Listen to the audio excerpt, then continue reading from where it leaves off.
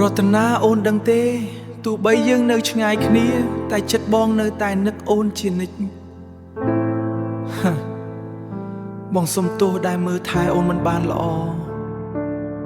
បងសុំទោសដែលមើលថែអូនមិនបានល្អថ្ងៃដូនដើរចេញទៅក្នុងចិត្តបងស្ទើរបែកប្រាំងបេះដូងដែលធ្លាប់រីករាយពេលនេះសុទ្ធភាពឯកាពាក្យដែលមិនបាននិយាយនៅតែដកក្នុងចិត្តរាល់ថ្ងៃសុំទោសដែលធ្វើឲ្យអូនឈឺចាប់តែពេលនេះគ្មានឱកាសទៀតទេសោកស្ដាយណាស់ដែលយើងមិនបានថែគ្នាថ្ងៃនេះនៅសល់តែការចងចាំនិងស្នេហ៍ដែលខូចខាតសោកស្ដាយតែយើងមិនអាចត្រឡប់សោកស្ដាយ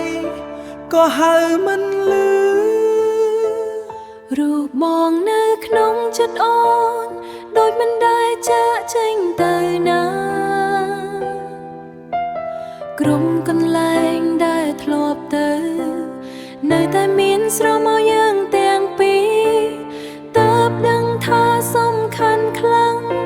តែពេលវេលាមិនអាចត្រឡប់ទុកឲ្យយើងសោកស្ដាយទាំងសងខាងបងនឹកអូនណាស់រតនា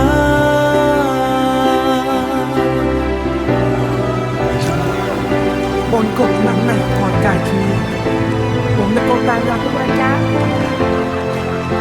អូនក៏នឹកបងដូចគ្នាសោកស្ដាយណា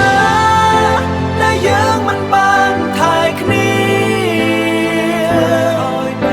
ថ្ងៃនេះនៅសល់តែការចងចាំ